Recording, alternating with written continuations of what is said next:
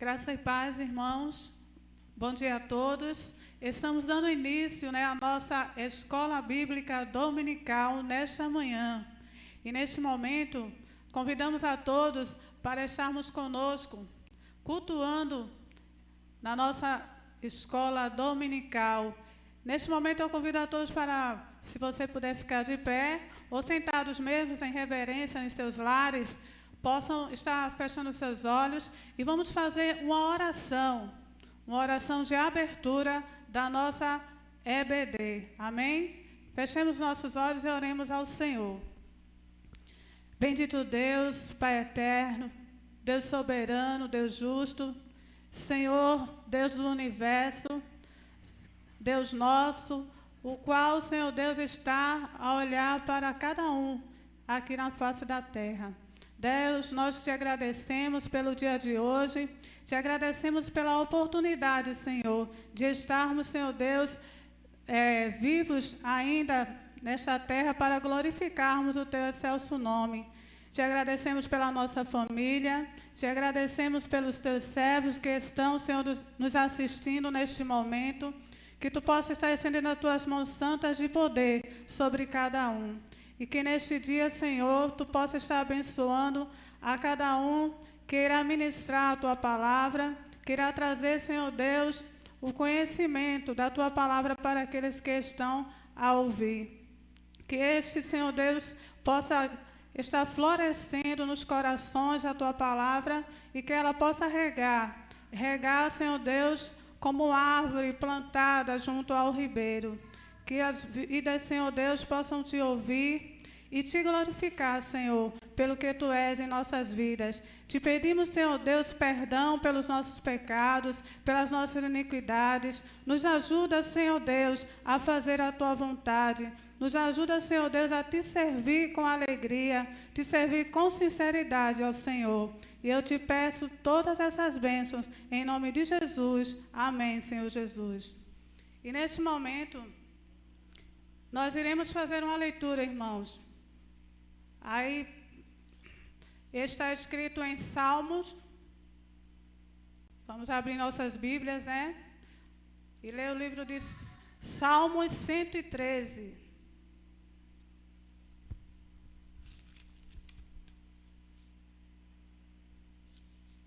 Mais uma vez, Salmos 113. Salmo de exaltação ao nosso Deus, a Ele que é digno de toda a honra e toda a glória. Salmo 113 diz assim a palavra do Senhor. Aleluia! Louvai, servo do Senhor, louvai o nome do Senhor. Bendito seja o nome do Senhor, agora e para sempre, do nascimento do sol até ao ocaso. Louvado seja o nome do Senhor. Excelso é o Senhor, acima de todas as nações, e a sua glória acima dos céus. Quem há semelhante ao Senhor nosso Deus, cujo trono está nas alturas, que se inclina para ver o que se passa no céu e sobre a terra. Ergue do pó o desvalido e do monturo o necessitado, para o assentar ao lado dos príncipes, sim, com os príncipes do seu povo.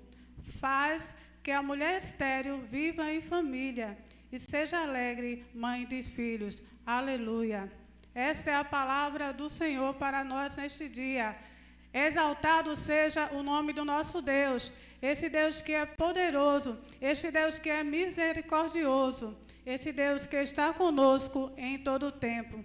Mais uma vez iremos fazer uma oração.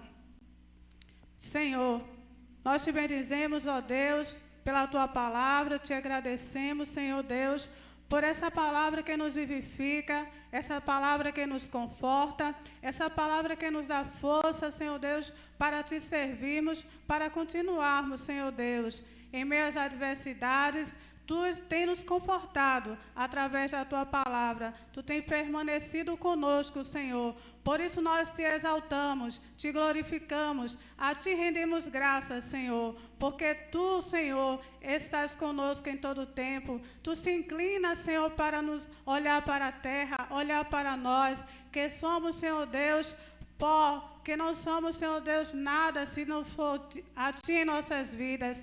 Ó Deus eterno, ajuda, Senhor Deus, a cada servo Teu. Ajuda aqueles, Senhor Deus, que estão necessitados, aqueles que precisam de algo da Tua parte, Senhor. E neste momento, Senhor, nós te apresentamos aqueles que estão enfermos, aqueles que necessitam, Senhor Deus, de um socorro. Pai, que Tu possa estar visitando, Senhor Deus, o nosso país, a nação, Senhor Deus, todos aqueles que estão a governar.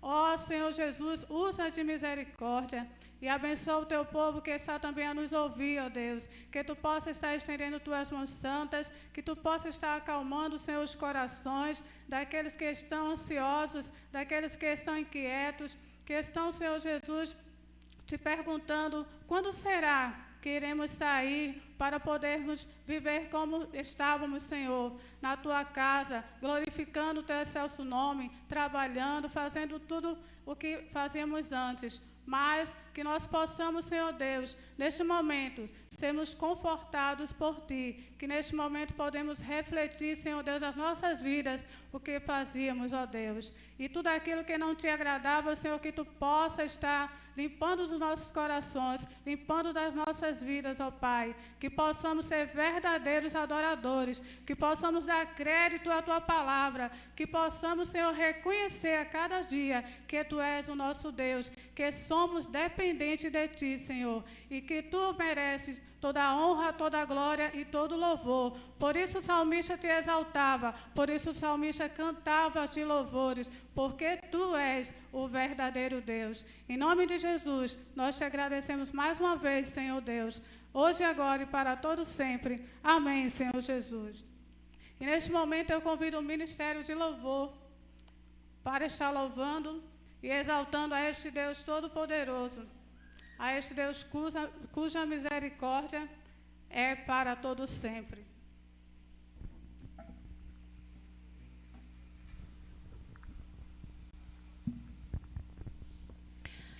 Graça e paz, irmãos.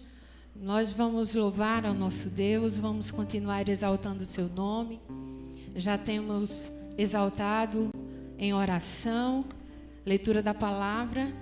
E mais uma vez, na palavra de Deus, no Salmo 48, diz assim: grande é o Senhor e muito digno de ser louvado na cidade do nosso Deus. Seu santo monte, belo e sobranceiro, é a alegria de toda a terra. O monte Sião para os lados do norte, a cidade do grande rei. Então a palavra do Senhor está dizendo que grande é o Senhor, e assim também nós vamos cantar com muita alegria, com entusiasmo, exaltando ao nosso Deus que é digno. Abra sua boca e diga: grande é o Senhor que nos ajuda contra o inimigo, o Senhor que está conosco. Grande é o Senhor e muito digno de louvores na cidade do nosso Deus, seu santo monte. Alegria de toda a terra. Diga grande. Grande é o Senhor em quem nós temos a vitória, que nos ajuda contra o inimigo. Por isso diante dele nos prostramos. Abra sua boca e diga: queremos o teu nome. Queremos o teu nome engrandecer. O Senhor é digno. E agradecer-te por tua obra em nossas vidas. Confiamos em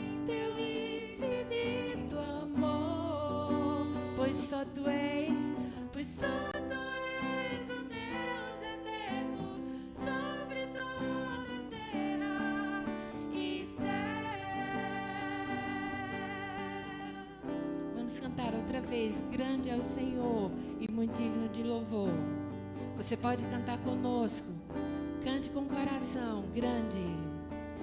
Grande é o Senhor e muito digno de louvores.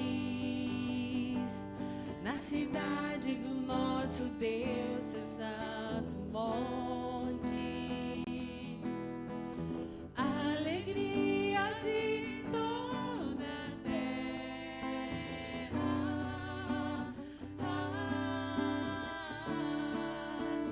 Grande é o Senhor em quem nós temos a vitória, que nos ajuda contra o inimigo. Por isso diante dele nos prostramos,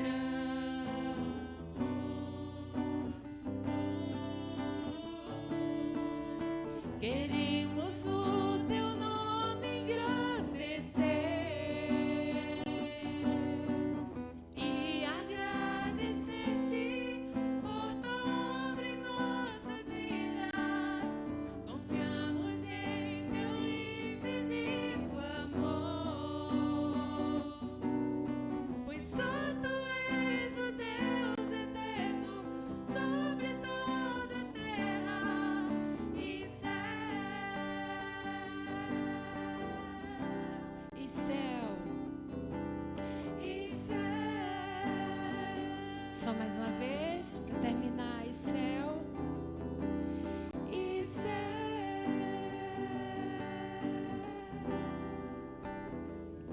Amém. Louvado seja Deus.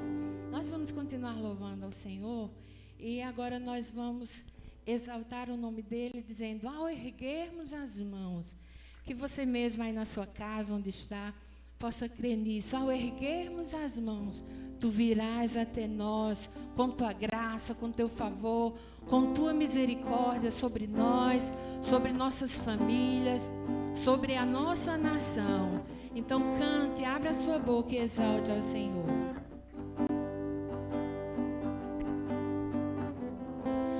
Ao erguermos as mãos para adorar e clamarmos a ti, tu virás, nós viemos aqui te adorar, Deus de graça e favor. És tu, meu Senhor, meu Senhor, digno és do meu louvor. Só tu és, todos dirão que és tu, sim, és tu. Diga santo, santo. Santo, santo é o Senhor, poderoso. Santo, somente o seu nome é. Mais uma vez, santo, santo. Santo, santo é o Senhor, poderoso. Santo, somente o seu nome é. Você vai repetir conosco, ao erguermos as mãos e clamarmos a ti. Outra vez. Ao erguermos as mãos para adorar e clamarmos a ti, tu virás, nós viemos aqui te adorar, Deus de graça e favor. És tu, meu Senhor, meu Senhor,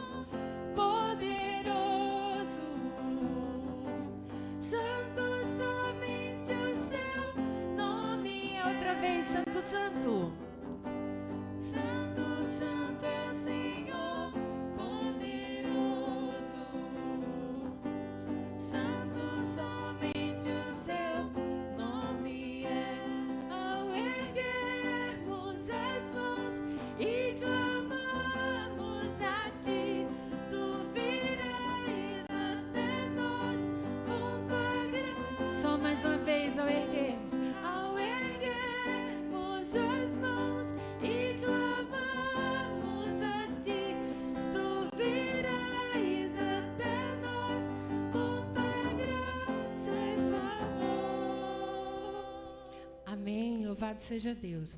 E só mais um cântico agora. Dessa vez, se você puder ficar de pé e com palmas acompanhar este louvor, louvar o nosso Deus com alegria, né? Então vamos dizer: vou te alegrar com o meu louvor. Nós alegramos o coração de Deus, nós agradamos a Ele quando nós obedecemos, quando nós louvamos de todo o coração. Então vamos cantar, alegres na presença do Senhor.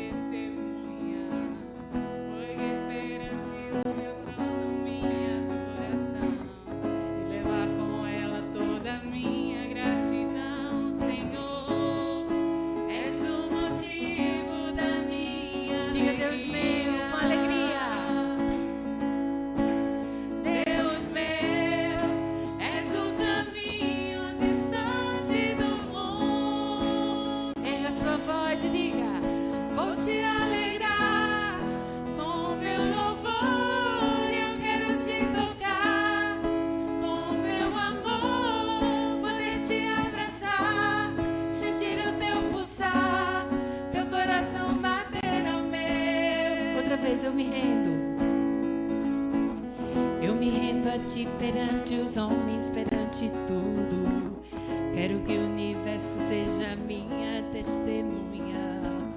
Vou erguer perante o teu trono minha adoração e levar com ela toda a minha gratidão. Senhor, és o motivo da minha alegria. Deus meu, Deus meu, és o caminho distante do mundo.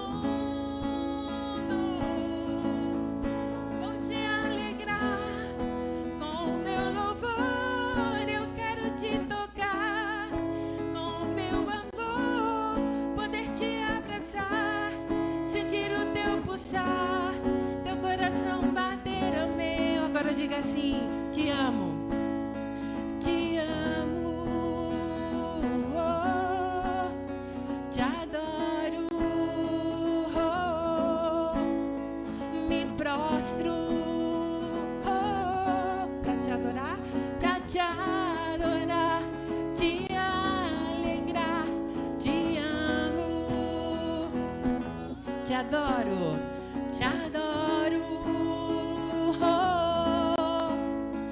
me prostro, oh, só pra te adorar, te alegrar, vou te alegrar com o meu louvor, eu quero te tocar com o meu amor, poder te abraçar, sentir o teu pulsar, teu coração bater ao meu. Só mais uma vez, vou te alegrar com o meu louvor, eu quero te tocar com o meu amor, poder te abraçar, sentir o teu pulsar, teu coração bater ao meu. Amém. Que o nosso Deus seja louvado.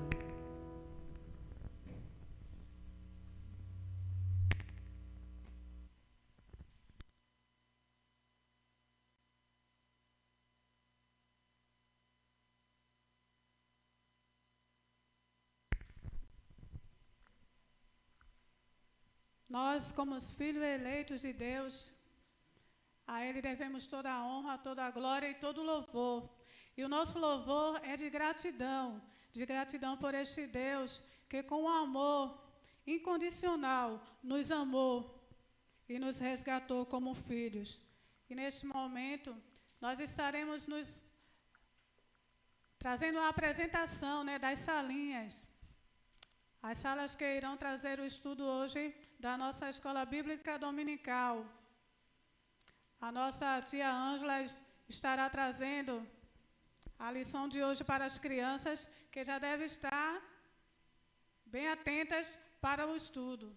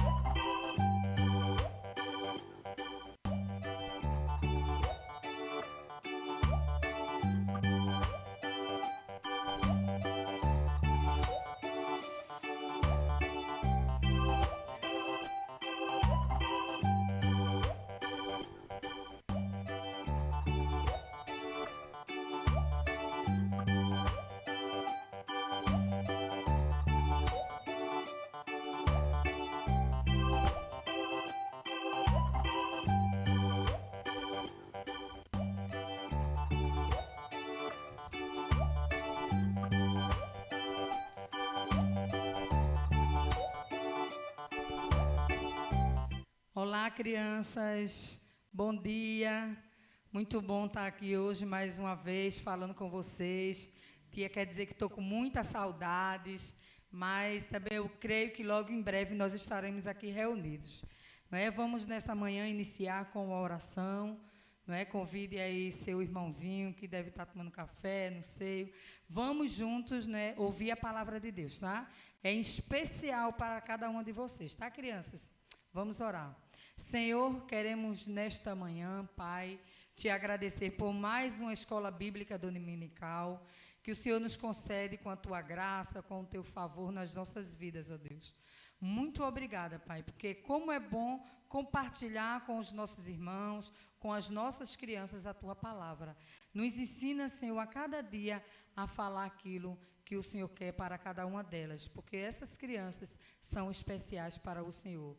Em nome de Jesus, amém. Crianças, hoje tia trouxe uma lição, é claro, da Bíblia, que é a palavra de Deus, e eu quero logo de início dizer a vocês que nós vamos estar ali trabalhando o Salmo 18, no verso 2, que diz assim: o meu Deus é o meu rochedo em que me refugio. E eu quero que você decore esse texto, tá? O meu Deus é o meu rochedo em que eu me refugio. E nós vamos estar trabalhando um tema, construindo minha vida em Jesus. Será que tem pessoas que estão fazendo isso? E hoje, tia Ângela quer compartilhar com vocês a palavra de Deus, essa palavra que nós devemos estar atenta a cada dia sobre isso na nossa vida, principalmente por esses dias que nós estamos passando. Mas eu queria, antes disso, falar com vocês, que é uma parábola que nós vamos trabalhar, não é? Porque a parábola era Jesus contava algumas histórias, não é? Histórias do nosso dia a dia, não é? Que acontece todos os dias com algumas pessoas, mas em especial ele trazia essa realidade através de parábolas, tá? Algo assim alegórico, né? Com figuração, para que a gente compreendesse. Então, Jesus, já lá no final do Sermão do Monte, ele traz uma história que fala sobre o alicerce, sobre a casa, sobre esta casa que ela esteja fundada sobre a rocha. Que é a rocha? A rocha é Jesus. Tia Ângela vai fazer aqui agora algumas figurações para que vocês assim aprendam com mais rapidez. E então, lá em Mateus, capítulo 5, a partir do versículo 17, deixa a tia conferir para não errar. É Mateus, capítulo 7, a partir do verso 24 ao 29, fala sobre os dois fundamentos. Então, Jesus, ele começou a contar sobre essa história. E ele diz lá em Mateus que todo aquele, pois, que ouve estas minhas palavras será como um homem prudente. E tia Ângela vai falar aqui sobre um homem nércio, né? Esse homem aqui vai representar um homem nércio. O que é um homem nércio?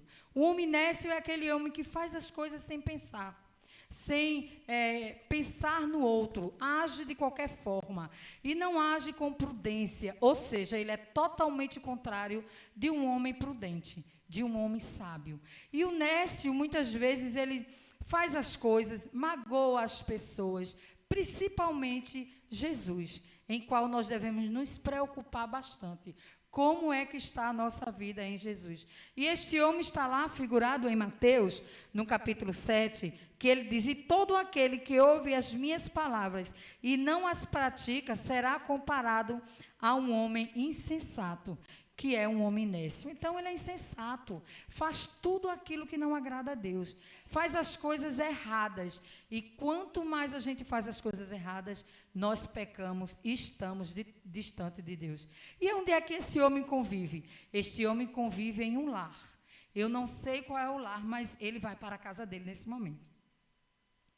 Mas também Jesus continua lá e conta e fala da vida do homem sábio, não é? O que é um homem sábio? O homem sábio é um homem prudente, um homem que pensa antes de agir, um homem que analisa a situação antes de falar alguma coisa. Ele é um homem sábio, é considerado um homem sábio, como tia Ângela acabou de falar aqui. O homem que ouve a palavra de Deus, o homem que faz tudo conforme agrada a Deus, este homem é considerado um homem sábio. E este homem sábio é esse aqui.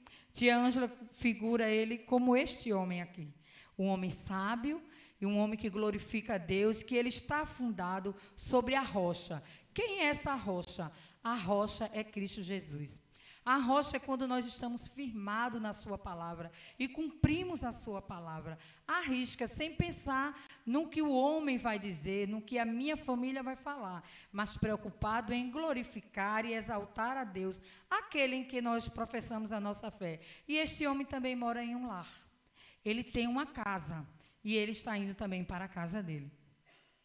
Ou seja, todos nós temos uma família, temos uma casa. E Jesus continuava falando como é que nós temos que agir em algumas situações. E que nessas situações você vai ser considerado como um homem sábio ou como um homem nécio. Você, alguma vez, eu não sei, porque nós moramos em um litoral que tem muitas praias e é maravilhoso. Eu mesmo amo praia. Sei que você também, né? Porque a maioria dos meus irmãos que eu conheço aqui na nossa igreja gosta de praia. E eu posso imaginar você ali na areia da praia, construindo um castelo de areia. Quem foi que já fez um castelo de areia? Levanta a mão aí. Eu já fiz, né? E todos os que eu fiz caíram rapidamente. Então, assim, imagina aquele castelo lindo de areia e você lá com sua família construindo. Vão lembrando desse momento maravilhoso que logo em breve nós vamos estar na praia, viu? Vai ser meu primeiro passeio. Mas então, imagina aquele castelo, não é? Mas aí, de repente, vem aquele vendaval, não é? Vem aquela onda forte e vai lá no seu castelo e leva ela de volta para o mar. Ou seja, aquele castelo foi destruído rapidamente, não é? Mas a Bíblia fala que nós temos que construir a nossa casa na rocha. A rocha que é Cristo Jesus. E ele diz, essa casa aqui está fundada sobre a rocha. Essa história contada na Bíblia, lá em Mateus, no capítulo 5, vai dizer que, vai falar sobre 2 fundamentos. E qual é o fundamento em que nós estamos fundados, crianças? Não pense que você precisa se espelhar exatamente em alguém, mas você da sua família, mas exatamente em Cristo, naquilo em que a Bíblia diz. E você que já lê, que já entende, que já compreende, tem que analisar bastante a sua situação diante de Deus. E se sua casa está fundada na rocha que é Cristo Jesus, pode vir um vendaval, pode vir um trovão, pode vir a maior chuva, a maior tempestade, você estará firmado em Cristo. Mas, tia, que tempestades são essas? São as tempestades da vida, os problemas que nós enfrentamos todos os dias, em casa, na escola, na saúde, problemas com nossos familiares, muitas coisas, crianças. Mas não podemos desanimar. Precisamos continuar crendo e buscando a solução que é em Jesus. Lá em Jó, ele diz que, no capítulo 19, versículo 25, eu sei que o meu Redentor vive, que no fim se levantará. Seja lá ele qual for o problema, seja lá qual for, o nosso Redentor, que é Cristo Jesus, está conosco e nos levantará. Então, a nossa vida tem que estar aqui, ó, na rocha que é Cristo Jesus. E esse homem que faz isso é um homem sábio. Você será comparado a um homem sábio quando você, apesar de todas as circunstâncias, você estará fundado na rocha que é Cristo Jesus. Nada vai te abalar, sabendo que as coisas irão passar, mas Cristo estará conosco todos os dias. E esse é o homem sábio que fundou a sua casa sobre a rocha que é Cristo Jesus. Mas a Bíblia também diz, né, que havia um homem, aquele nécio, que tia Ângela falou. O homem nécio. Esse homem nécio, ele gostava muito das coisas bonitas, de ver tudo muito lindo, grande. Como você pode imaginar aí, como aquele castelo lá na areia. E este homem, diz a Bíblia, né, no versículo que tia vai ler de novo, 26, e todo aquele que ouve as minhas palavras e não as pratica, será considerado um homem insensato, que edificou a sua casa sobre a areia. E veio um certo homem que também foi e fundou a sua casa sobre a areia. E esse homem, ele, como você pode ver aqui, ele achou que a casa dele seria mais bonita e foi lá e construiu a sua casa.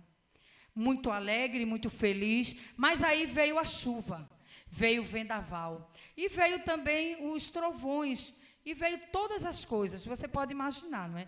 Quando vem muita chuva, a gente pensa logo em enchente, pensa logo em algumas coisas. Mas esse homem, que é considerado como um homem nécio, fundou a sua casa sobre a areia.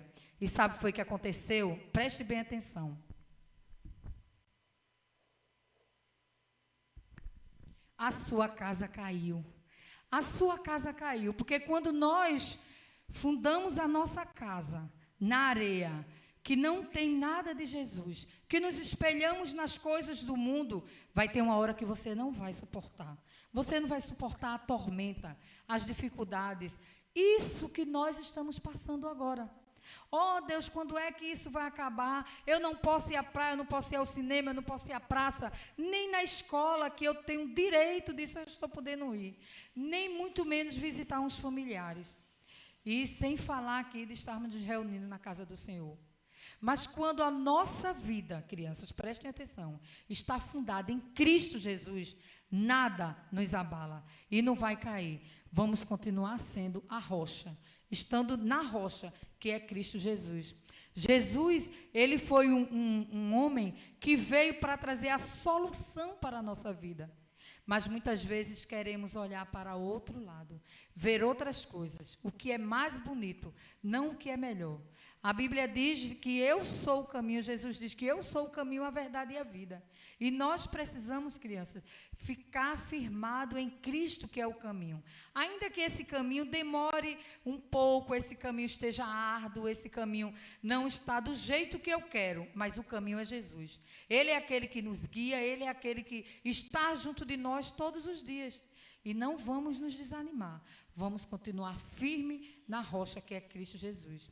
E muitas crianças, assim como vocês, eu trouxe agora também aqui alguns meninos, algumas crianças para saber como é que está a sua família. Esse aqui é Pedrinho. E eu vou fazer uma pergunta a Pedrinho. Pedrinho, você em casa está lendo a Bíblia e orando? Hein, Pedrinho? Você está lendo a Bíblia em casa, orando com o seu pai ou sua mãe, ou sozinho mesmo? Não vou dizer o que ele falou. Ele vai também ficar lá com a sua família. Porque assim como eu e você temos uma família em casa. E agora eu vou falar com a Mariana. Mariana, você está em casa louvando a Deus, buscando orientação em Deus nesses dias difíceis? E ela está olhando para vocês. E aí? Você está louvando a Deus, né, crendo que tudo isso vai passar? Depois você fala com Mariana, para saber a resposta dela.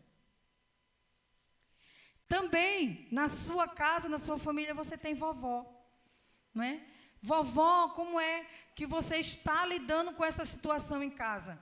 Você está desesperada, triste, né? Já pensando no pior? Ou você está firmada em Cristo Jesus? Também temos a outra mamãe, ou a irmã mais velha que está aí na sua casa, não sei. Mas você também, como é que está a sua vida diante de Deus nessa situação em que nós estamos vivendo? Essa é a nossa família que nós temos em casa. E assim, eu e você é que sabemos como é que nós estamos diante de Deus. A minha família eu sei como é que está. O que é que eu estou pregando em casa, no meio dessa tormenta? Nessa tempestade que nós estamos vivendo hoje, crianças.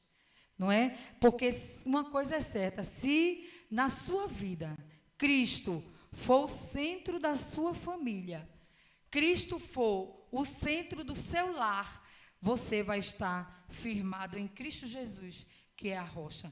Essa jamais iremos cair, se realmente a sua vida estiver voltada para Ele. Tá, crianças? A lição que tia Ângela queria deixar nessa manhã era para que vocês refletissem sobre como é que você está em casa, como é que você está vivendo, o que você está falando. Se você realmente está glorificando a Deus, orando, louvando, aprendendo a palavra. E também quero aproveitar nesse momento para dizer a vocês que eu estou esperando também aquelas lições, no foto ou vídeo que vocês fizeram. Para saber se realmente vocês estão fazendo, porque não que vocês tenham que provar para a tia Ângela, mas é porque eu fico preocupada também. Eu quero que vocês estejam bem e eu quero ver isso de vocês, ouvir também a voz de vocês, tá?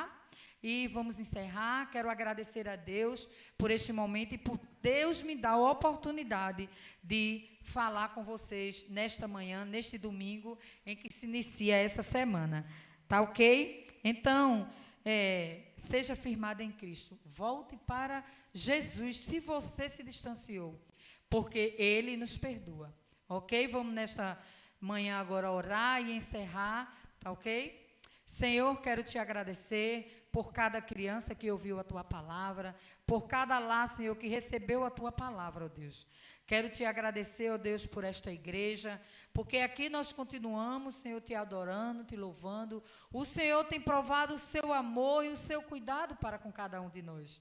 Continua nos usando, ó Deus, porque nós somos a igreja do Senhor e temos que estar preparado para qualquer tormenta que vier sobre nós. Abençoa as crianças em nome de Jesus. Amém.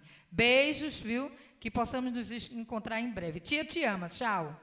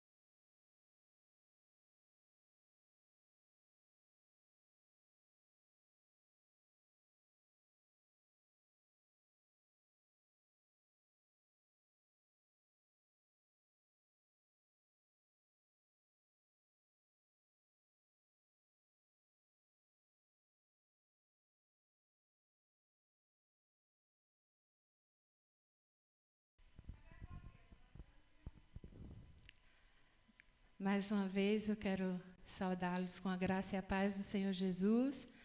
Nós iremos prosseguir com a nossa programação de Escola Bíblica Dominical, na nossa lição, no nosso estudo para os jovens, né? Conforme nós anunciamos na última vez que nós estivemos dando o estudo, nós queremos observar alguns personagens da Bíblia.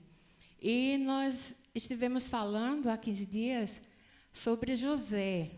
Hoje nós queremos observar a vida de um outro servo de Deus, um jovem que serviu a Deus, que foi fiel a Deus, um jovem que resolveu dedicar a sua vida ao Senhor, sendo puro e agradando a Deus. E os jovens já fiquem pensando aí, quem seria esse jovem que nós vamos falar?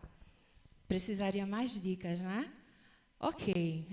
A palavra de Deus diz que ele resolveu não contaminar-se. Então, agora, com certeza, a maioria dos jovens já descobriu quem é. Ok, nós vamos então, amados, ler a palavra do Senhor no livro do profeta Daniel, no capítulo 1, e nós leremos até o versículo 8. E no decorrer do nosso estudo, nós consultaremos outros textos. Então, eu convido vocês, jovens, todos os irmãos que estão nos acompanhando, a abrirem as suas Bíblias em Daniel, no capítulo 1. Leremos do versículo 1 até o versículo 8. E diz assim a palavra do Senhor. No ano 3º do reinado de Joaquim, rei de Judá, veio Nabucodonosor, rei da Babilônia, a Jerusalém e a sitiou. O Senhor lhe entregou nas mãos a Joaquim, rei de Judá, e alguns dos utensílios da casa de Deus, e estes levou-os para a terra de Siná, para a casa do seu Deus, e os pôs na casa do tesouro do seu Deus. Disse o rei a Aspenaz, chefe dos eunucos, que trouxesse alguns dos filhos de Israel, tanto da linhagem real como dos nobres, jovens sem nenhum defeito, de boa aparência, instruídos em toda sabedoria, doutos em ciência, versados no conhecimento, e que fossem competentes para assistirem no palácio e lhes ensinasse a cultura e língua dos caldeus. Determinou-lhes o rei a ração diária das finas iguarias da mesa real e do vinho que ele bebia, e que assim fossem mantidos por 3 anos, ao cabo dos quais assistiriam diante do rei. Entre eles se achavam, dos filhos de Judá, Daniel, Ananias, Misael e Azarias. O chefe dos eunucos lhes pôs outros nomes, a saber, a Daniel, o de Beltesazar, a Ananias, o de Sadraque, a Misael, o de Mesaque, e a Azarias, o de Abednego. Resolveu Daniel firmemente não contaminar-se com as finas iguarias do rei, nem com o vinho que ele bebia. Então pediu ao chefe dos eunucos que lhe permitisse não contaminar-se. Amém? Vamos orar mais uma vez, pedindo a orientação de Deus. Senhor, nós te agradecemos mais uma vez por tua palavra, que o teu Espírito Santo continue a nos falar, que cada irmão, cada jovem, nesta manhã, ó Pai, possa estar ouvindo a tua palavra, refletindo, ó Pai, que nós possamos, ó Deus, de fato, guardá-la em nossos corações e praticá-la para a glória do teu nome. Amém. Queridos, como nós dissemos, nós estaremos falando desse personagem que é Daniel. E Daniel, o próprio nome dele significa Deus é meu juiz. E nós não queremos aqui falar de todos os eventos relacionados a ele, mas apenas nesse primeiro capítulo queremos observar algumas características deste personagem. Como nós já dissemos, Daniel, nessa época aqui, ele era muito jovem. E junto com o povo de Deus, ele foi exilado, ele foi levado para o cativeiro babilônico. Nós entendemos, pelos estudos da história, da arqueologia, que isso ocorreu no período de 605 a 537 a.C., época em que o povo esteve exilado ali na Babilônia. E Daniel, ele foi um servo de Deus, ele foi um jovem que obedeceu a Deus numa terra estranha.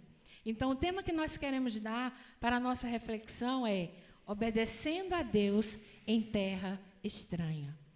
Depois que o povo esteve cativeiro ali, muitos se dispersaram, posteriormente foram para outros lugares, mas Daniel permaneceu ali por muitos anos. E, conforme os dados históricos da vida dele, ele realmente viveu e morreu na Babilônia. E a mensagem central de Daniel é que Deus, o Deus de Israel, ele é soberano no mundo e em todas as eras e em todos os lugares. Mas, como nós dissemos, nós queremos observar algumas características apresentadas neste capítulo 1 em relação a Daniel. E a primeira delas é a sabedoria. O texto nos mostra, amados, que os jovens deveriam ser escolhidos pelo servo do rei, e estes jovens tinham alguns critérios, algumas características, as quais Daniel estava enquadrado e satisfazia. E a primeira delas é a sabedoria. Veja o versículo 4. Diz que os jovens deveriam ser sem nenhum defeito, de boa aparência, instruídos em toda sabedoria. No versículo 17, ainda do capítulo 1 de Daniel, nós vamos ver também a mesma expressão, onde diz que, ora, estes 4 jovens, Daniel e seus amigos, ele deu conhecimento, ou seja, Deus deu conhecimento, cultura e sabedoria. Então, a primeira característica é a sabedoria. A sabedoria, conforme a palavra de Deus, a sabedoria, conforme o livro de Provérbios, ela é oriunda, ou seja, ela surge a partir do momento em que nós temos temor do Senhor. Em Provérbios 1:7 diz: o temor do Senhor é o princípio do saber, mas os loucos desprezam a sabedoria e o ensino. Então, nós temos aqui a convicção, a consciência de que Daniel era um jovem que tinha sabedoria. E eu pergunto a você, jovem, assim como diz aqui no livro de Provérbios, capítulo 1, versículo 7, você tem buscado a sabedoria? Diz aqui que os loucos desprezam a sabedoria e o ensino.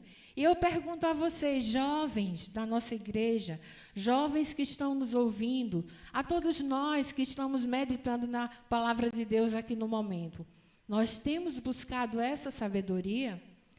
Pelo que o texto mostra, amados, a sabedoria, conforme o ensinamento da palavra de Deus, ela não é algo natural ao homem, ou que o homem adquire por si só. Ou seja, essa sabedoria aqui, ela realmente vem de Deus. Ela realmente está ligada ao temor do Senhor, à vida com Deus, à intimidade com Ele. E é assim que o texto diz, queridos, que Daniel se comportava, o que ele era, sábio. E essa sabedoria impressionou o rei. E essa sabedoria impressionava a todos. E embora os outros jovens também tivessem essa característica, mas Daniel, de fato, se destacava. Uma segunda característica que nós vemos que o texto menciona a respeito de Daniel é que ele possuía conhecimento. Ora, veja aí mais uma vez no versículo 4 o que diz. Além de tudo que nós já citamos, diz que os jovens deveriam ter sabedoria, ciência e serem versados no conhecimento. E que conhecimento era esse? O conhecimento que é tratado aqui, ele está muito relacionado à cultura do povo da Babilônia. E é interessante, queridos, que Daniel, ele precisava conhecer a cultura daquele povo. Assim como os magos, como os que interpretavam as visões do rei e que faziam todas aquelas magias, assim também como no Egito, nós sabemos que Moisés, quando ele fez muitos milagres ali, orientado, instruído, usado por Deus, havia também magos que faziam as suas ciências. E é a respeito disso que o texto fala aqui também. Porque no meio daquele povo havia essas práticas. Então, Daniel e seus amigos, Daniel, ele tinha que conhecer essa ciência. Mas o conhecimento dessa ciência, ou seja, dessa cultura, não poderia sobrepor-se ao conhecimento que ele deveria e que ele tinha das coisas de Deus, das coisas do seu povo. E é aí onde está a questão. Ele tinha sabedoria e tinha conhecimento e deveria aperfeiçoar esse conhecimento, mas ele jamais deveria se deixar levar pelo mero conhecimento. E às vezes nós ficamos a pensar na nossa realidade, meus queridos e amados irmãos, jovens que estão nos acompanhando, de como muitas vezes vocês, procuram informações, procuram se aperfeiçoar, procuram ler sobre várias coisas, e isso não está errado. Mas será que o conhecimento da cultura em si só, ele realmente tem valor, assim como o conhecimento da palavra de Deus? Era um critério para Daniel conhecer a cultura. Ele era obrigado, ele ia servir ao rei, mas ele jamais se esqueceu dos preceitos do Senhor. Ele jamais deixou de lado aquilo que aprendera desde criança. E ali naquela terra, como nós dissemos no tema, obedecendo a Deus numa terra estranha, ele foi usado por Deus para modificar e para abençoar toda uma geração.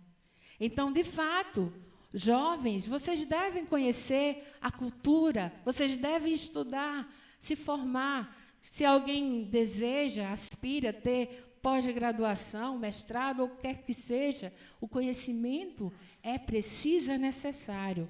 Mas ele jamais deve anular a sua fé. Daniel não se envergonhou daquilo que ele conhecia de Deus. É tanto que ele pediu uma coisa ao seu chefe, é o que nós vamos ver agora. E a terceira característica que nós queremos, terceira e última, destacar em Daniel, é que além da sabedoria e do conhecimento das ciências e do conhecimento das coisas de Deus, ele tinha também disciplina. Veja aí o versículo número 8, que é um clássico que muitas vezes é citado em relação à vida de Daniel. Resolveu Daniel firmemente não contaminar-se com as finas iguarias do rei, nem com o vinho que ele bebia. Então veja que aqui mostra que Daniel, além de obedecer a Deus, ele era um jovem disciplinado. A palavra de Deus nos ensina no livro de Provérbios que a falta de disciplina mata. Que muitos jovens, por não serem disciplinados, e essa disciplina não é apenas no sentido de correção, mas no sentido de seguir regras, de obedecer regras, de ter um padrão de vida exemplar, como era o caso aqui de Daniel. Veja que era uma ordem do rei que os jovens se alimentassem das finas iguarias. Mas ele pediu, com voz clemente, ele pediu ao seu Senhor, e diz no versículo 9 do capítulo 1, que Deus concedeu a Daniel misericórdia e compreensão da parte do chefe dos eunucos. Então, jovens, muito temos visto no nosso cotidiano, jovens que não têm disciplina para nada, não têm horário para nada. Nesse momento de pandemia, em que muitos jovens estão em casa, eu fico pensando às vezes que, de fato, é difícil organizar o tempo, não só para os jovens, para os adultos também. Mas a maioria dos jovens tem a tendência de querer dormir tarde, só na internet, ou assistindo filmes, ou fazendo qualquer uma outra atividade, menos se aplicando à leitura da palavra de Deus. Você pode, jovem, organizar o seu tempo. Há tempo para todas as coisas, né? Nós podemos realmente ter um lazer, ter momento de descontração. Mas será, meus jovens, como diz o pastor Denilson, que vocês têm realmente disciplinado esse tempo? A disciplina aqui, que fala de Daniel, realmente estava relacionada a não contaminar-se, porque dizem os estudiosos, a maioria deles, que eram comidas sacrificadas. Então, está relacionada realmente mais à alimentação, mas mostra que era um jovem que se controlava, que se organizava. Ele teve que renunciar a muitas coisas, porque o fato de viver ali, em cativeiro, e como nós dissemos no início, foi toda a sua vida. Ele não voltou mais para o seu povo, para a sua família. Alguns dos povos que foram para ali voltaram, outros morreram e outros foram dispersos para outros lugares. Mas, no caso de Daniel, ele viveu ali e morreu também ali na Babilônia, é o que dizem os historiadores. Então, essa disciplina mostra, de fato, que era um jovem que procurava agradar a Deus, viver para Deus, que se organizava. Então, meus jovens, nós pedimos a vocês, observem a vida de Daniel, guiem-se por exemplos como Daniel, para que nós possamos realmente agradar a Deus e sermos bem-sucedidos. No livro de Provérbios ainda, no capítulo 2, versículos 4 e 5, diz assim: se buscares a sabedoria como a prata, e como tesouros escondidos a procurares, entenderás o temor do Senhor e acharás conhecimento de Deus. Então, sabedoria, conhecimento e disciplina, para que, de fato, vocês sejam bem-sucedidos. E concluindo, nós queremos enfatizar que, diante do que nós vemos aqui na vida de Daniel, na vida dos seus companheiros, dos seus conterrâneos e que também assistiam ali no Palácio do Rei, eles foram muito abençoados por Deus. Diz o texto que o rei, ele percebeu que Daniel e seus companheiros, eles eram mais inteligentes, eles respondiam e eles possuíam sabedoria 10 vezes mais do que os outros jovens. Então, concluindo, que vocês compreendam, que vocês reconheçam que Deus, ele nos conduz em terra estranha, onde quer que estejamos, para a glória do seu nome. Que vocês entendam que nós devemos nos manter firmes nos princípios do Senhor, independente do lugar onde nós estivermos, independente de se nós vamos ou não enfrentar ideias diferentes, oposição, críticas e muitas vezes até o desprezo daqueles que nos cercam. Que vocês também rejeitem a convivência, ou seja, a prática de coisas que não agradam a Deus, ainda que a maioria esteja indo por este caminho. Então, que Deus nos abençoe, que a vida de Daniel, assim como de outros servos de Deus, realmente continuem nos servindo como exemplo e que nós possamos buscar sempre, constantemente, a sabedoria, o conhecimento de Deus e a disciplina diante dele. Vamos orar e vamos agradecer a Deus por esta meditação. Amém?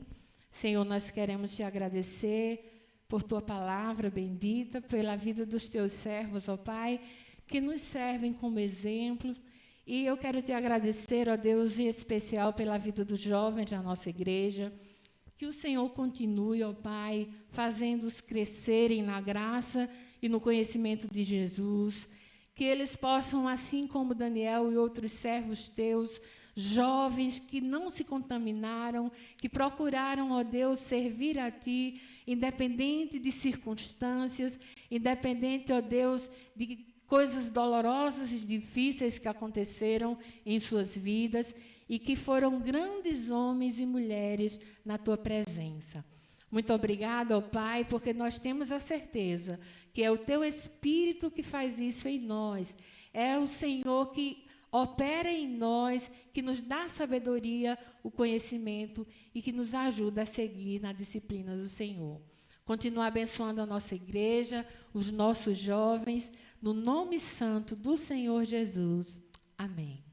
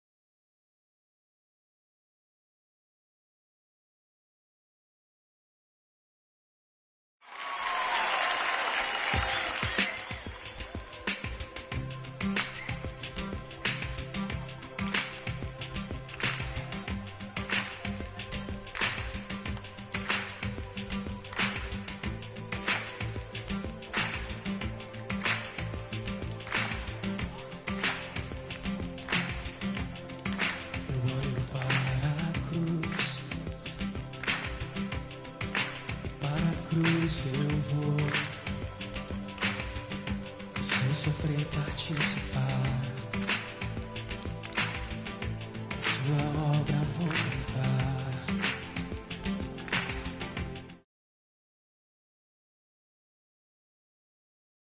Deu toque aí, viu? Graças e paz, meus amados irmãos. Uma bela manhã para todos. Estamos mais uma vez aqui na nossa escola bíblica dominical e estamos felizes porque nós temos a certeza de que nós somos do Senhor, de que a sua igreja, ela permanece firme nos caminhos do Senhor. Portanto, meus amados irmãos, eu falo de todo o coração, é uma alegria enorme estarmos aqui dando continuidade à vocação para a qual nós fomos assim destinados em nome de Jesus.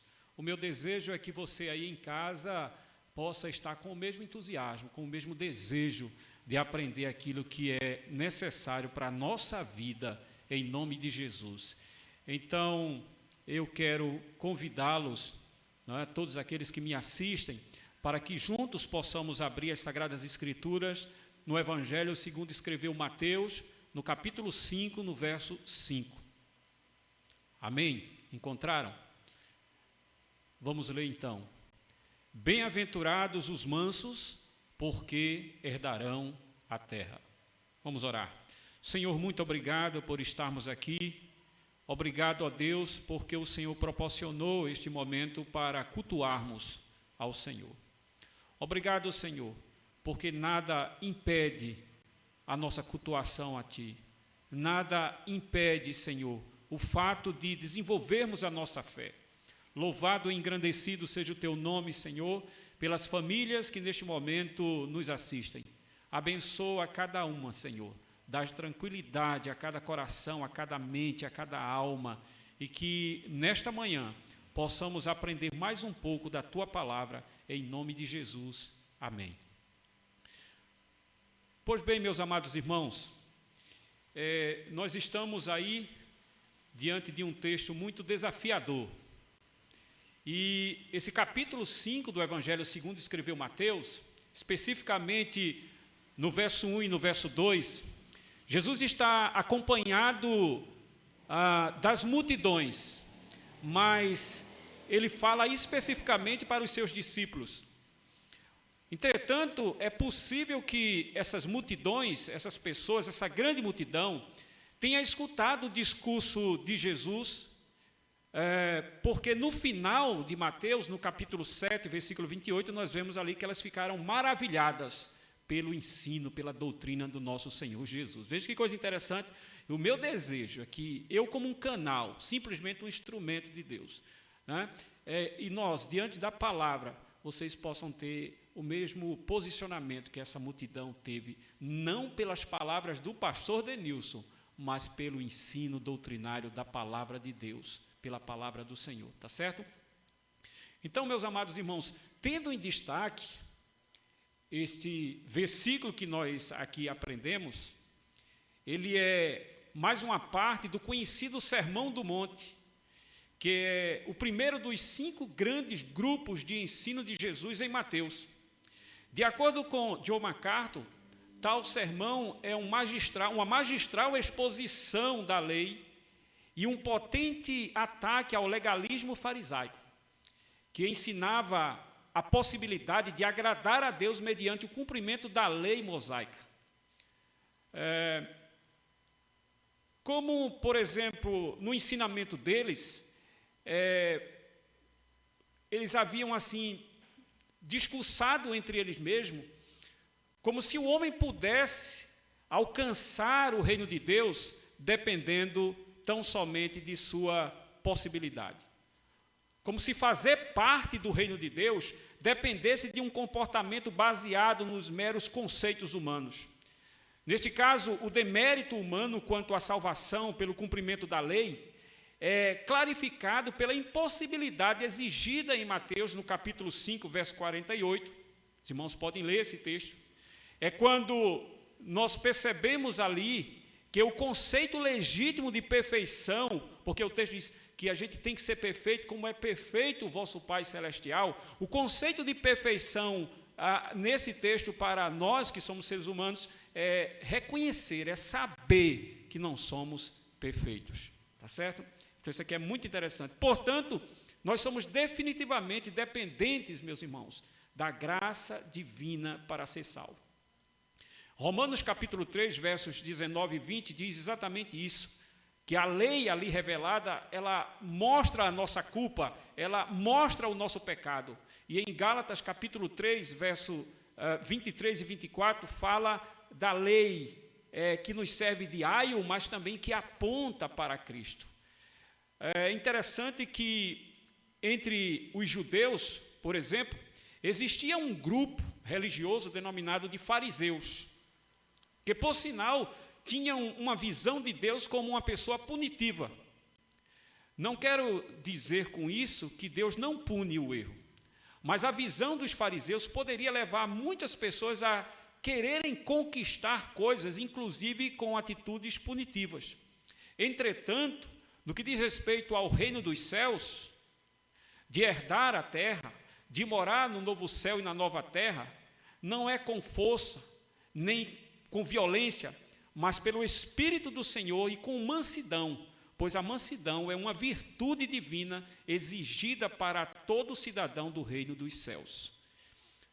Portanto, falarei nesta manhã de mansidão como uma virtude do reino dos céus, destacando 3 pontos. Primeiro, uma bênção condicionada. Segundo, uma virtude recomendada. E terceiro, uma recompensa prometida. Então, prestemos bastante atenção. O primeiro ponto que nós aprendemos aqui é de uma bênção condicionada. Uma bênção condicionada por Deus, atrelada à prática de uma virtude do reino dos céus, exigidas por esse próprio Deus. Tá certo? Quando nós olhamos este ponto, nós queremos destacar apenas a expressão bem-aventurados. Bem-aventurados. O termo bem-aventurados, ele é interessante porque eu me lembro de um seminarista que o nome dele era Macários. E é exatamente essa expressão grega, né, da palavra traduzida em nossa língua de bem-aventurados. A palavra bem-aventurados no grego significa Macariós, de Macários, né? E pode significar também, algumas bíblias que traduzem como a nova tradução linguagem de hoje, de felizes. Felizes. Há também traduções como bondosos, benditos, ditosos, abençoados, não é? Mas a maioria das traduções bíblicas, elas traduzem por manso.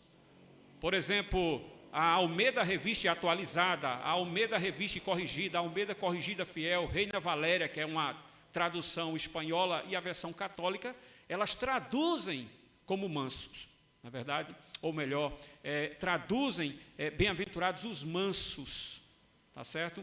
Nessa expressão aí, bem-aventurados os mansos. Carson traduz como humildes. Mas em se tratando de bem-aventurança, nós vamos aqui seguindo. No sentido original, esta palavra, meus amados irmãos, ela não descreve sentimentos necessariamente ou emoções do interior, por parte daqueles os quais ela é direcionada. Ela é um bem-estar, preste bastante atenção nisso, o significado real de bem-aventurados, de acordo com o texto, é um bem-estar concedido por Deus àqueles que cumprem a sua vontade.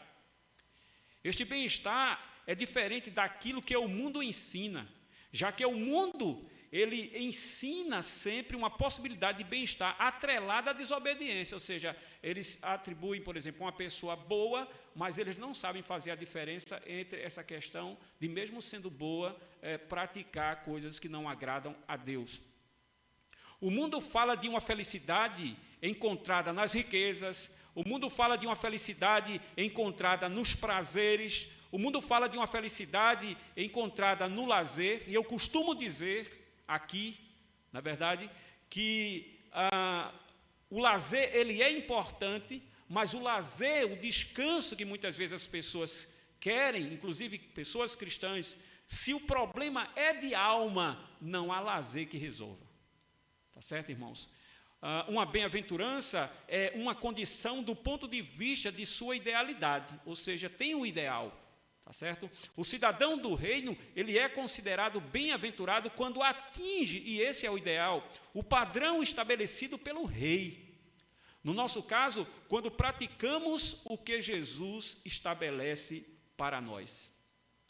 É interessante que, assim como ninguém pode nos roubar a salvação garantida por Deus em Cristo, jamais alguém pode nos tirar a alegria denominada de bem-aventurança. Tá certo? Então, eu gostaria que vocês prestassem atenção, porque como nós já falamos que a palavra bem-aventurança pode ser traduzida por outras expressões, e aqui eu vou fazer menção delas. Por exemplo, falando dessa segurança, dessa alegria, dessa bem-aventurança que está no nosso coração e que ninguém tira. Em João capítulo 16, por exemplo, versículo 22, Jesus fala da segurança de uma alegria baseada na sua presença. Nós temos que ter a segurança, nós temos que ter a alegria, e por isso somos bem-aventurados em sabermos que o Senhor está constantemente conosco. Uma alegria que só acontece em um povo através do senhorio de Deus. E aí a gente pensa na nossa nação brasileira. O Salmo 144, meus amados irmãos, no verso 15 diz: bem-aventurado é o povo cujo Deus é o Senhor. Trocando a expressão bem-aventurados por abençoados, porque isso também é uma tradução, notamos que ela é um ponto que Deus deseja que o seu povo sempre experimente. Quando Deus criou nossos primeiros pais, Ele os abençoou, assegurando-os do seu constante favor. Gênesis capítulo 1, versículo 27 e 28 falam isso. Assim como no descrito da bênção araônica, Números capítulo 6, versos de 24 a 26, quando fala: o Senhor te abençoe e te guarde, o Senhor faça resplandecer o rosto sobre ti e tenha misericórdia de ti, o Senhor sobre ti levante o rosto e te dê paz.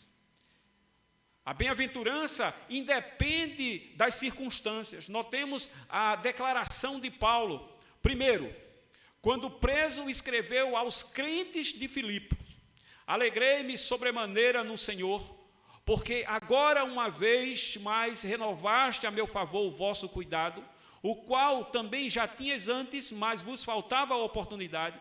Digo isto não por causa da pobreza, porque aprendi a viver contente em toda e qualquer situação.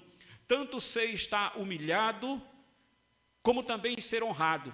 De tudo e em todas as circunstâncias já tenho experiência, tanto de fartura como de fome, assim de abundância como de escassez. Tudo posso naquele que me fortalece, é o que Paulo fala em Filipenses 4, de 10 a 13. Segundo lugar, Paulo ele fala aos cristãos de Coríntios, em sua segunda carta, no capítulo 7, versículo 4, quando ele se alegra pelas tribulações. E na mesma carta, no capítulo 12, verso 10, ele sente prazer nas fraquezas, nas injúrias e nas necessidades. E continua: porque quando sou fraco, é que sou forte. Concluindo este ponto, temos algo que é fundamental para que o cristão seja bem-aventurado. Então, o que é importante aqui, meus irmãos? Preste bastante atenção: obedecer à palavra. Em Lucas capítulo 11, verso 27 e 28, certa mulher que estava entre a multidão se aproximou de Jesus e disse: bem-aventurada aquela que te concedeu e os seus que te amamentaram. Ele, porém, Jesus respondeu: antes, bem-aventurados são os que ouvem a palavra de Deus e aguardam. Ou seja, no sentido de praticar, e as praticam. Vejamos o que diz o Salmo 1, verso 1. Bem-aventurado o homem que não anda no conselho dos ímpios, não se detém no caminho dos pecadores, nem se assenta na roda dos escarnecedores. Que coisa interessante, né, irmãos? Então, nós tivemos aí, né, o nosso conceito, o conceito bíblico que nós aprendemos acerca de bem-aventurança. Vamos para o segundo ponto. Vamos falar sobre a mansidão como uma virtude recomendada, dentro daquela expressão, os mansos.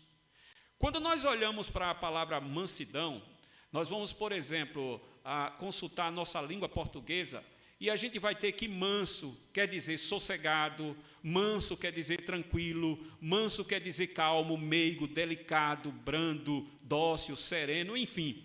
Quando nós vamos para a linguagem grega, significa gentil, significa moderado, significa submisso, amistoso, meigo, não é? Para Dom Carson, que é um comentarista do Novo Testamento, e também na NVI, que é a nova versão internacional, significa humilde, também quer dizer bondosos, benditos, ditosos, abençoados ou mansos, não é verdade? E a gente vê nas várias traduções, como nós já citamos, onde há um número maior, né, de traduções que traduzem simplesmente por mansos. Agora, preste bastante atenção, porque eu sempre digo que o nosso português, apesar dele ter vários sinônimos, várias definições para manso, ele não consegue compreender o sentido bíblico, o sentido contextual. Porque, meus irmãos, não é só traduzir. Na tradução, é também necessário que a gente veja a questão do contexto do texto. Então, isso é mais importante, e isso é exatamente o segredo que é revelado para que nós entendamos como nós devemos proceder acerca da mansidão. Então, manso, no texto, refere-se a uma renúncia da condição de se impor de maneira violenta. Uma pessoa mansa é desprovida de malícia e de desejo de vingança. Segundo Dom Carson, ser manso é ser humilde. O sentido é de ausência de maldade e de espírito vingativo. Vocês se lembram quando a gente começou a falar sobre a lei? Porque é como se Jesus aqui, ele reinterpretasse a lei para os judeus. Olha que eram homens sábios, conhecedores, peritos da lei, mas que não conseguiam entender o espírito da letra. O que é mais importante, o que dá vida. O que muitas vezes, nas igrejas, muitas pessoas não conseguem entender. Então, se a gente for desenvolver o conceito de mansidão em nossas vidas, conforme o mundo, conforme o dicionário da língua portuguesa, eu quero dizer para vocês que isso não é o suficiente. Tá certo? Mateus, ele direciona os seus escritos do Evangelho aos judeus. E a ideia que eles tinham do reino eram puramente materialistas e militaristas. Para eles, o Messias seria um destacável militar que surgiria a fim de conceder-lhes a vitória final na guerra contra os seus rivais. No entanto, o texto mostra claramente que Cristo não conquistaria, como não conquistou, a nossa herança com violência e força, mas com mansidão, pois os valores do reino são diferentes dos valores do mundo. É interessante que quando Jesus, massacrado pela humanidade, punitiva, ele vai à cruz e é rasgado no madeiro, depois de tanta violência, de tantas afrontas e tantos escárnios, sabe o que ele diz, meus amados irmãos? Preste bastante atenção, porque isso é um exemplo a ser seguido por nós. Perdoa-lhes, porque não sabem o que fazem. Veja como é que age Jesus. E nós somos igreja cristã. Cristã significa seguidor de Cristo. Então isso é importante levar em consideração. A procedência da mansidão. Isso aqui é muito interessante também. Preste bastante atenção. Embora a mansidão expressa no texto possa ser exercida pelo homem, ela não lhe é inata. Ou seja, não é essa mansidão que a gente imagina, tá certo? Está percebendo que o Evangelho é na contramão do mundo? Ela jamais pode ser confundida com a frieza, com a apatia, com a moleza, com preguiça, com indolência, com inércia, com lentidão, com debilidade. Muito pouco, né, existe um termo muito usado com a tibieza. O que é tibieza? Tibieza quer dizer falta de ação, frouxidão, falta de ânimo para a resolução de coisas, ou falta de entusiasmo. Você vai ver que muitas vezes a gente na igreja intitula uma pessoa de mansa, porque a pessoa nunca reage quando ela é afrontada. Não é isso, tá certo? A tibieza, ela é muito mais do que a compreensão dessas coisas. Significa dizer que o manso, ele reage sim, mas ele reage com sabedoria. Com sabedoria. Ele não fica inerte, para que depois ele não fique ali, sabe, reclamando da vida, porque eu não tomei essa decisão, porque eu não fiz assim. Então o manso também age, mas age com sabedoria, tá certo?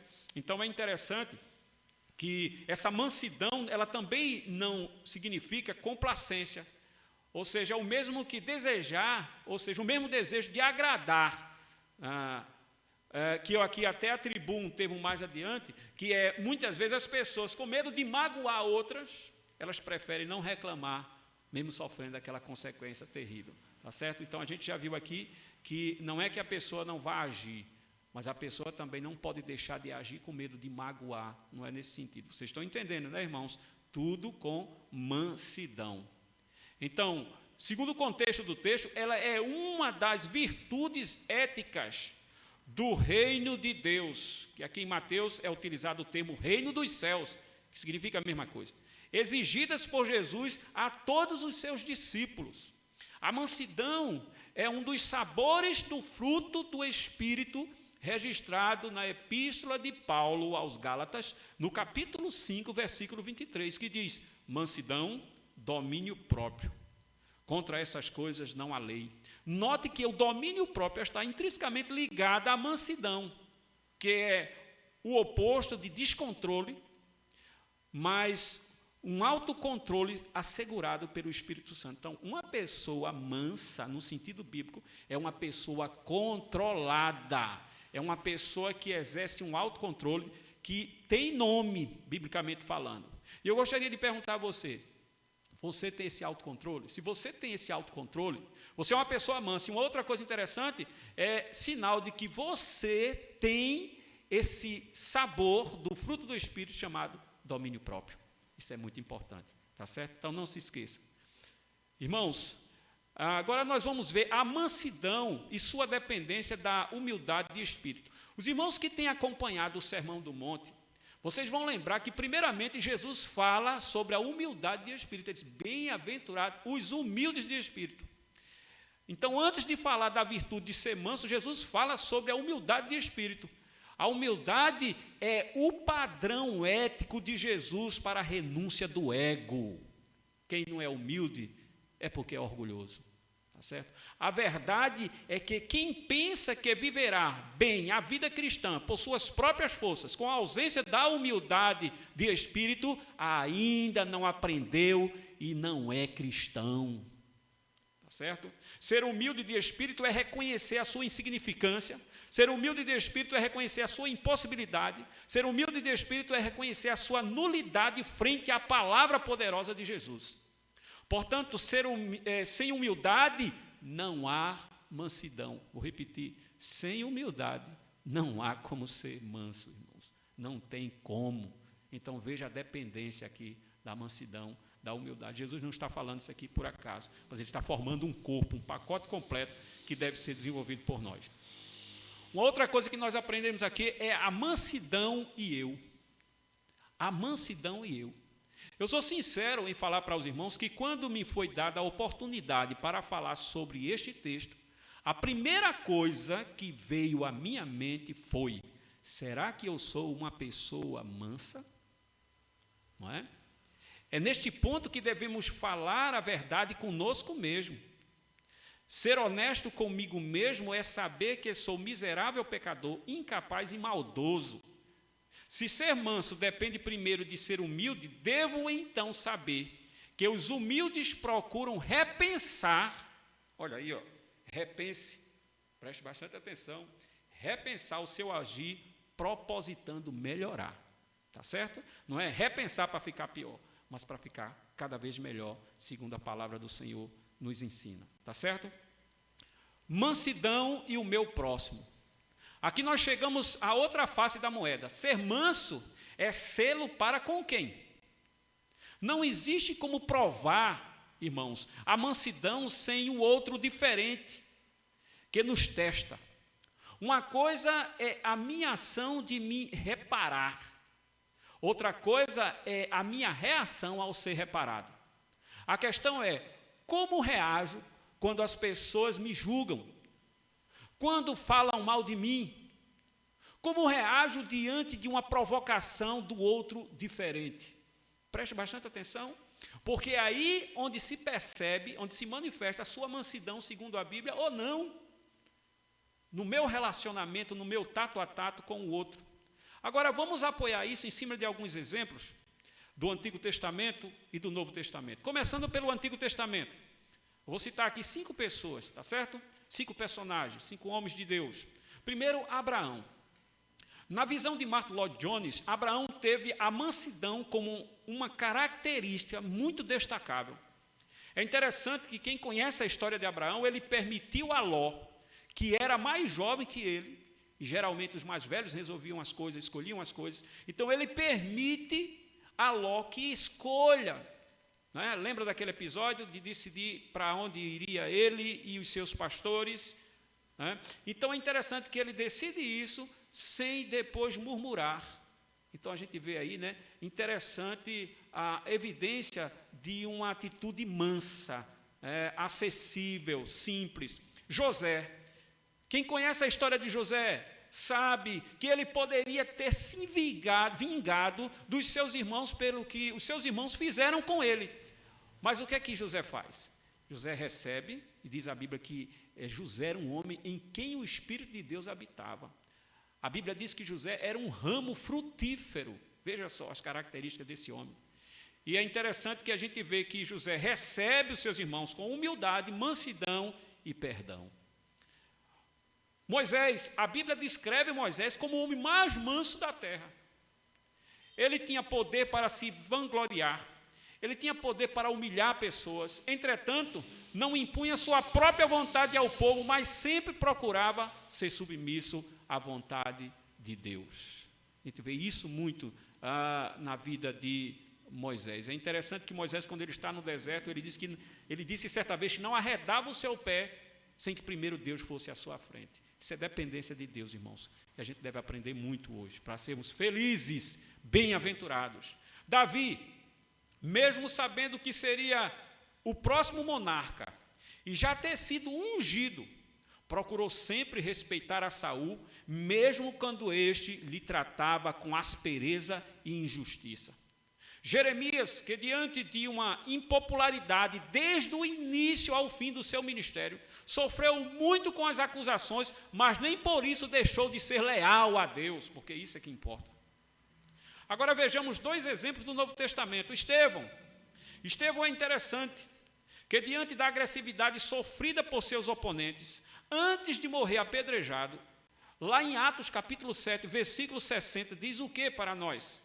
Ajoelhando-se, clamou em alta voz: Senhor, não lhes imputes, não lhes atribua este pecado. Com estas palavras adormeceu. Irmãos, estou muito distante desses princípios, porque mesmo morrendo e perdoar não é para todo mundo. Isso lembra bem que o Espírito que estava atuando em Estevão era o Espírito de Jesus, que diz lá na cruz semelhantemente: Pai, perdoa-lhes porque não sabem o que fazem. É assim que nós devemos agir, irmãos. Paulo, logo depois de sua conversão, em Atos capítulo 9, versos de 15 e 16, Jesus disse o que iria acontecer com ele. E é interessante que o texto diz assim: mas o Senhor lhe disse: vai, porque este é para mim um instrumento escolhido para levar o meu nome perante os gentios e reis, bem como perante os filhos de Israel, pois eu lhe mostrarei quanto lhe importa sofrer pelo meu nome. E muitos de nós sabemos dos sofrimentos que Paulo passou com os seus compatriotas, é interessante, com os da sua própria raça.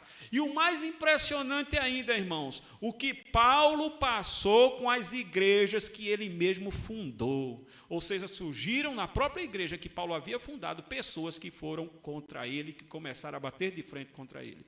Tá certo? Então, mas veja como Paulo reagiu. Agora, o maior exemplo para nós que é de Jesus Cristo, nosso Senhor. É verdade? Da mesma maneira que Jesus é a própria palavra, o verbo encarnado, o Logos, o próprio Evangelho, nele reside e dele emana a verdadeira mansidão. Podemos notar esta importante virtude em todo o seu ministério. Isaías 53 descreve-o como um cordeiro predestinado à morte, que mansamente não abriu a boca para reclamar, mesmo passando por angustiantes escárnios e sofrimentos. Ele não só fala que devemos ser mansos, mas ele é manso e humilde, é o que diz Mateus capítulo 11, versículo 29, ele diz que é manso e humilde. Em 1 Pedro diz que ele nos deixou um incomparável exemplo para seguirmos. É o que diz lá na primeira carta do apóstolo Pedro, no capítulo 2, versículo 21, né? Então, diz lá, porquanto para isto mesmo fostes chamados. Isso evidencia a nossa vocação, a vocação da igreja. A igreja foi chamada para quê? Fomos chamados para ser cristão para quê? Pois que também Cristo sofreu em vosso lugar, deixando-vos exemplo para seguirdes os seus passos, é o que a palavra nos diz. E na sua carta aos Filipenses, no capítulo 2, versos de 5 a 8, Paulo fala sobre este grande exemplo de obediência até a morte, quando diz, tende em vós o mesmo sentimento que houve também em Cristo Jesus, pois ele, subsistindo em forma de Deus, não julgou com usurpação o ser igual a Deus, antes a si mesmo se esvaziou, assumindo a forma de servo, tornando-se em semelhança de homens e reconhecido em figura humana, a si mesmo se humilhou, tornando-se obediente até a morte e morte de cruz. Agora, irmãos, vamos para um ponto final, que é uma recompensa prometida. É o último ponto de 3 lições que eu aprendo aqui nesse texto. Não é? Bem-aventurados os mansos, porque herdarão a terra. Então, porque herdarão a terra, fez surgir esse terceiro ponto, uma recompensa prometida. O verbo herdar, aqui, está relacionado com a terra prometida. Você pode ver isso, a comparação em Deuteronômio, no capítulo 4, verso 1 e verso 16. Mas, de acordo com Cássio, o texto diz respeito, ou seja, aponta para um salmo messiânico, que é o Salmo 37. O verso 9 diz, porque os malfeitores serão exterminados, mas os que esperam no Senhor possuirão a terra. O verso 11 diz, mas os mansos herdarão a terra e se deleitarão na abundância de paz. E o verso 29 do Salmo 37 diz, os justos herdarão a terra e nela habitarão para sempre. No texto, o verbo herdar quer dizer receber como possessão. Ele enfatiza uma grande certeza diante de tantas bênçãos recebidas.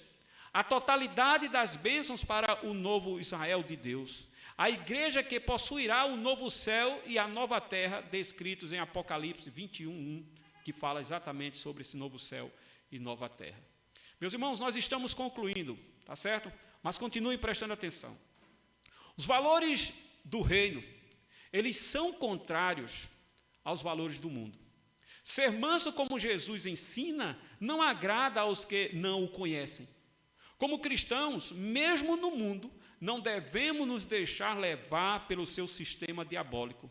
Não é porque as pessoas mentem, não é porque as pessoas são corruptas, não é porque as pessoas são injustas, não é porque as pessoas são agressivas, não é porque as pessoas são incompreensíveis que temos de ser.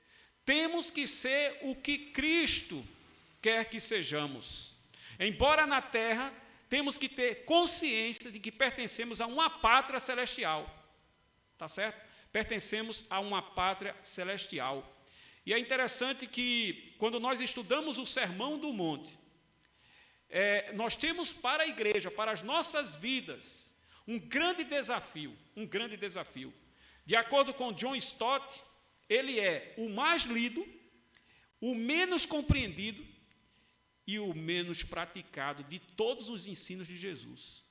Tratando-se, portanto, da mansidão, eu quero concluir para os irmãos aqui falando de umas coisas que nos são pertinentes, tá certo? Pertinente. A primeira coisa que eu quero enfatizar aqui para os irmãos é o seguinte, é que a mansidão, como vocês observaram, embora ela seja exercida pelo homem, mas ela não parte necessariamente desse mesmo homem. Nós sabemos que a mansidão, ela é uma virtude do reino, tá certo? Ela é uma virtude do reino e nós devemos desenvolver essa característica, né, essa mansidão exigida pelo nosso Senhor e Salvador, Jesus Cristo. Uma outra coisa que nós aprendemos aqui, através do texto, a sabermos lidar com o outro diferente. Ah, pastor, mas por que o senhor enfatiza tanto o outro diferente? Porque, meus irmãos, existem 2 espécies de outros, tá certo? No grego, a gente trabalha a palavra hétero e trabalhamos também a palavra allos. Quando a gente aplica a palavra allos à Trindade Santa, nós temos 3 pessoas diferentes, porém de mesma essência. Então, são outros semelhantes. Quando nós falamos de outros diferentes, nós falamos de pessoas, de cada ser humano que é diferente de nós. Então, muitas vezes, nós vemos pessoas na igreja entrarem em conflitos, porque não reconhecem o outro diferente, quando, na realidade, deveriam exercer a humildade, né, para saber agir com o outro diferente. Então, isso é muito importante. Esse texto, ele nos esclarece a mente na nossa vivência, no nosso tato a tato, na nossa compreensão. Esse texto nos faz entender também, meus amados irmãos, a importância de evitarmos alguns conflitos entre irmãos, quando nós temos na consciência, de fato, o que significa mansidão. Então, isso impede com que venhamos a agir de forma conflitante, tá certo? Nunca se esqueça disso, da importância desse ponto aqui, porque são algumas lições, são algumas aplicações que nós aprendemos aqui nesse texto. Então, eu gostaria que você prestasse bastante atenção e que nós pudéssemos ter, assim, um posicionamento diferente no que diz respeito a esse tema tão importante, que é o tema da mansidão, tá certo? O tema da mansidão. Existem algumas outras coisas que eu quero citar aqui para vocês, ainda na aplicação. O primeiro a gente viu que é saber lidar com o diferente, quando acontecer algo que possa proporcionar um conflito. O segundo que eu gostaria também de falar para vocês é acreditar que Deus, Ele dá sempre os meios para alcançar o que Ele mesmo promete. Tá certo? Então, se para alcançarmos a terra, precisamos ser mansos, nesse caso aqui, então Deus, Ele dá os recursos necessários. Em terceiro lugar, compreender que não é só por causa da mansidão que habitaremos nos céus, mas que ela é uma virtude que fará parte da conduta dos cidadãos dos céus. Quarto e último lugar, entender que muito mais que pensar em conquistas e agradecimentos apenas de bênçãos materiais, porque a gente vai olhar que muitas vezes na igreja se agradece muito por bênçãos materiais. Devemos mais ainda buscar, desenvolver e agradecer pelas virtudes cristãs estabelecidas por Deus para nós. Então, note que o Evangelho está sempre na contramão do mundo, na contramão de muitas de nossas fúteis opiniões. Amém? Que Deus tenha te abençoado durante todo esse período e continue em nome de Jesus. Vamos orar? Senhor, obrigado pela Tua palavra, obrigado pelos ensinamentos das Sagradas Escrituras e que nós aprendamos essa virtude do reino, essa virtude do Senhor para os cidadãos do reino. Ó Deus, sabemos fazer a diferença entre uma mansidão que é gerada num conceito humano e uma mansidão conforme a palavra de Deus, que é essa que deve ser seguida por nós. Deus te abençoe, em nome de Jesus. Amém.